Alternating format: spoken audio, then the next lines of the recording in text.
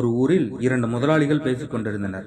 அதில் ஒரு முதலாளி தன்னிடம் வேலை பார்ப்பவனைப் போல உலகத்தில் முட்டாளை காண முடியாது என்றார்.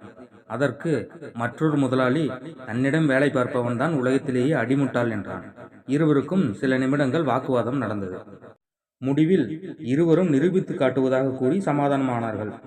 அதன் பின்னர் முதல் முதலாளி தன்னுடைய வேலைக்காரனை அழைத்து அவனிடம் ₹1 நாணயத்தை கொடுத்து, நீ போய் ஒரு ஆடி கார் வாங்கி வா என்று அனுப்பிவிட்டான்.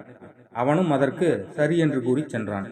உடனே அந்த முதல் முதலாளி, பார்த்தாயா, ₹1 கொடுத்து ஆடி கார் வாங்கச் சொல்கிறேன், அதற்கும் சரி என்று கூறி போகிறான். இவனை மாதிரி முட்டாள் உலகத்திலேயே உண்டா என்று கூறி சிரித்து கொண்டான்.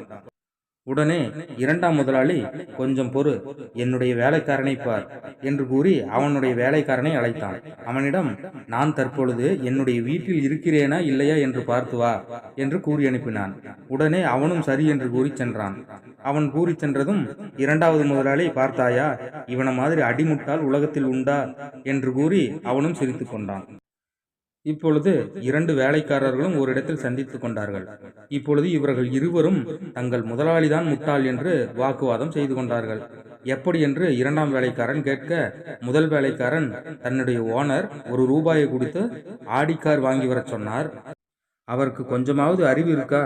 இன்று ஞாயிற்றுக்கிழமை, கடை லீவுன்னு முட்டாள் முதலாளிக்கு தெரியாமல் இருந்திருக்கு. அவரை மாதிரி ஒரு முட்டாள் உலகத்தில் உண்டா என்று கூறி அவன் சிரித்து கொண்டான். அதற்கு இரண்டாம் வேலைக்காரன், அது கூட பரவாயில்லை, எங்க ஓனர் அவர் வீட்டில் இருக்கிறாரா இல்லையா என்று என்னை பார்த்துட்டு வர சொல்றாரு. அவருக்கு கொஞ்சமாவது அறிவு இருக்கான்னு பாரேன். கையில் செல்போன் வச்சிருக்காரு. வீட்டில் அவங்க மனைவிக்கு ஃபோன் பண்ணி நான் அங்கே இருக்கேனா இல்லையான்னு பார்த்து சொல்ல சொன்னா சொல்ல போறாங்க. இதுக்கெல்லாம் போய் என்னை அனுப்பி விடுறாரு பாரு என்று கூறி சிரித்து கொண்டான். இதுல யார் முட்டாள்?